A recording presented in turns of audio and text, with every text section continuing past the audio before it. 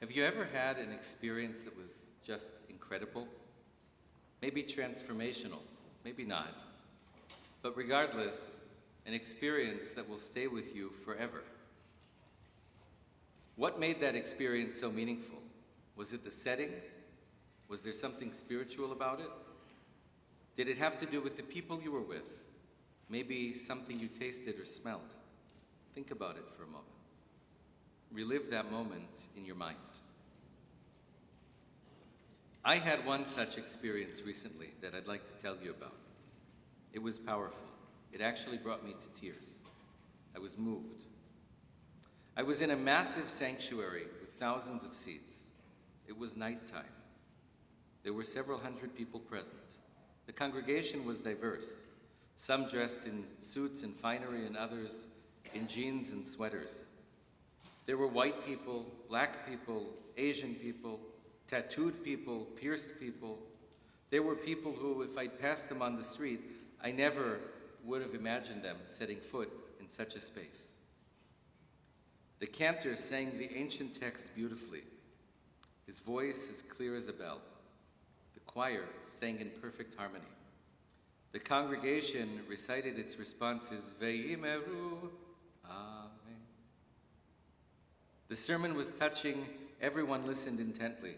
As the service went on, I observed people lowering their heads in deep contemplative prayer.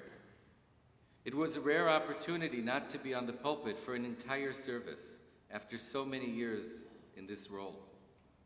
I was enveloped by the sounds in the room, the grandeur and the beauty of the space, the piety with which the ancient rituals were performed.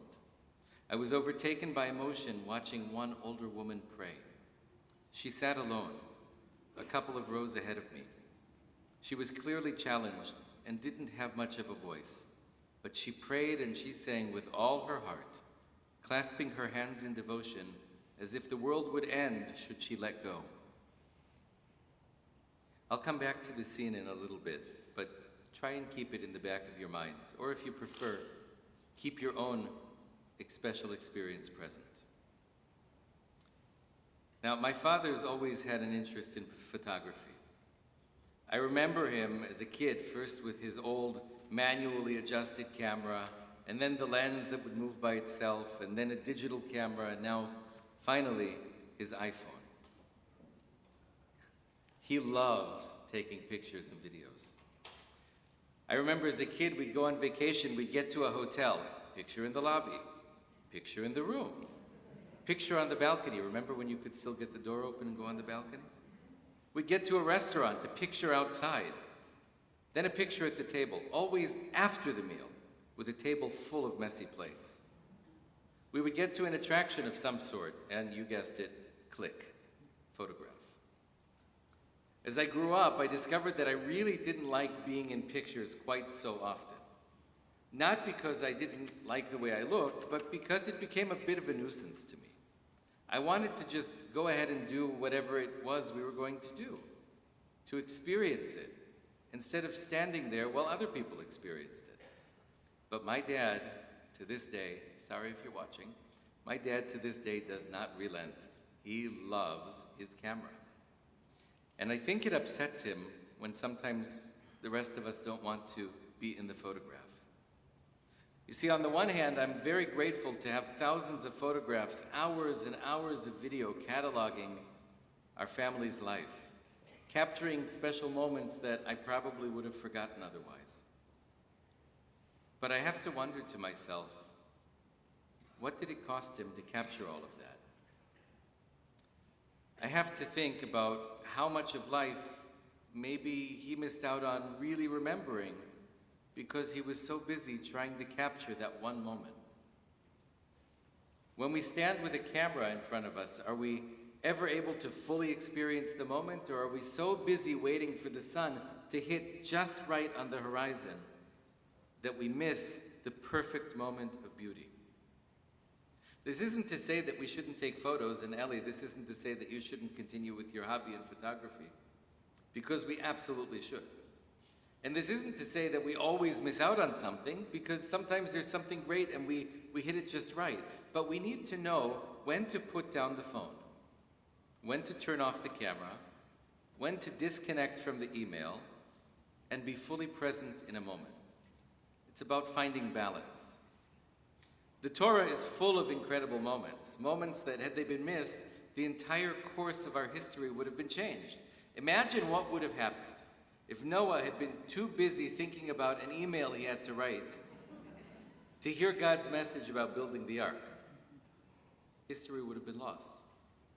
What about Moshe?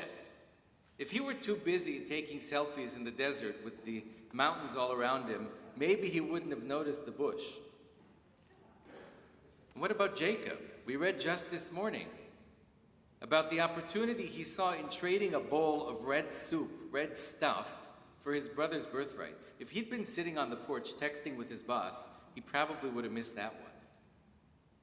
We can only guess what history would have been like, but I guarantee you that had our ancestors not been present in these moments, the story wouldn't end with us sitting here in St. Louis Park, that's for sure. So back to the story I began to share. There I was in this sanctuary. It took me a few minutes to convince myself not to take any photos or video of what I was experiencing, and it wasn't Shabbos, don't worry.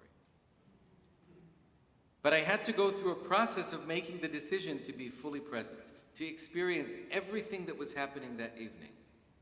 So I sat there for an hour and a half or so, and because I made that choice, I was beyond moved. I felt God. In reality, even if I'd taken 100 photos or recorded the whole service, I could not have captured the feeling I had in that space at that time. And more than that, I very likely would have missed out on the swell of emotion because I would have been too caught up in trying to capture the intangible.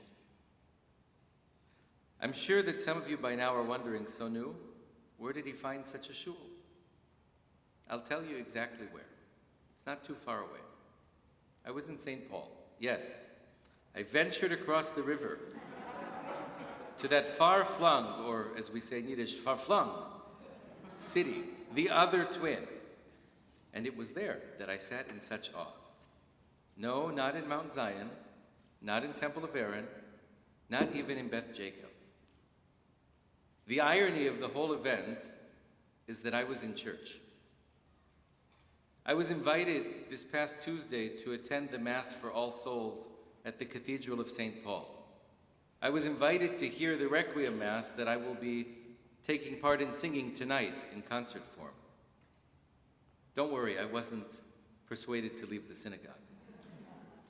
But being in church for that service gave me an opportunity I have rarely had for the past 25 years, to sit in a sacred space and just be with my prayers, to be enveloped by the sound of a choir and an organ and a congregation singing around me, and trust me, it is so different than what we are able to hear up on the bima.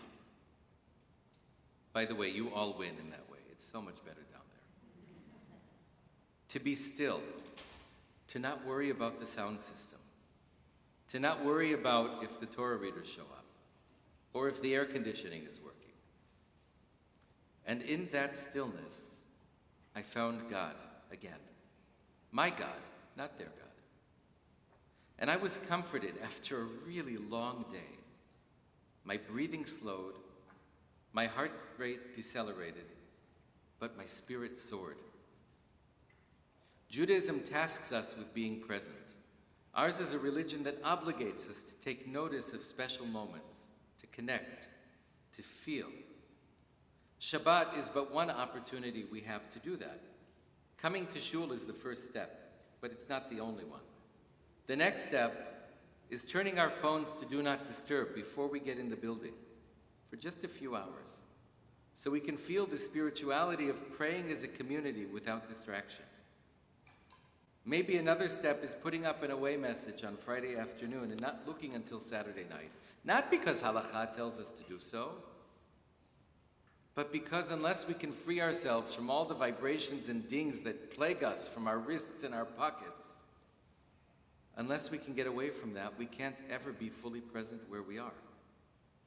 We can't experience the gift that is Shabbat, what Heschel called the palace in time, whose architecture is built through a combination of intentional abstentions and acts of prayer, study, joyous meals, and spending time with those we love. In other words, making choices that allow us to be fully present. When we do this, we open our hearts and our minds and our souls to the experience of prayer, of community, of limud Torah, of studying Torah. As Rabbi Davis has reminded us several times since the High Holy Days, Hinei ma tov u'ma na'im, how good it is that we are here, present, physically and spiritually, together. It took a visit to church for me to remember this.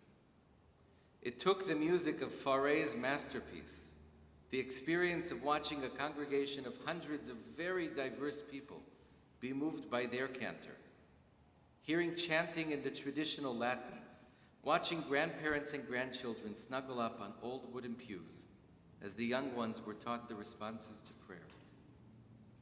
I pray that the experience and the feelings of that night will remain with me. I pray that even as I am up here, making sure the service runs smoothly, I'm able to focus on my own prayers when I daven, that I'm simply able to be fully present in what my task is. So what's the ultimate reward in this being present? The Torah gives us that answer too. If we can live our lives by being present, if we can experience deeply all that is offered to us in life, if we can do so by living a life of Torah, of mitzvot, of tradition, God makes us another promise. In the book of Leviticus it says, "V'hithalachti betochechem v'hayiti lachem lelohim, v'atem tihiyu li le'am." I will be present among you, God says, and I will be your God, and you will be my people. If we do our part, God will take care of the rest. I pray that we all seek out opportunities to be moved, to be changed, to be deeply touched. And I pray that when we find them, we may be fully present in them. May we not feel the need to attempt to capture every moment on record or film. May we find the strength to disconnect from outside distractions, and may we keep the memories we create in these sacred moments in our minds and in our hearts. For it is in those memories when we truly know God's presence. Ken yehi ratzon. May it be God's will. V'nomar. Amen. Amen. To you.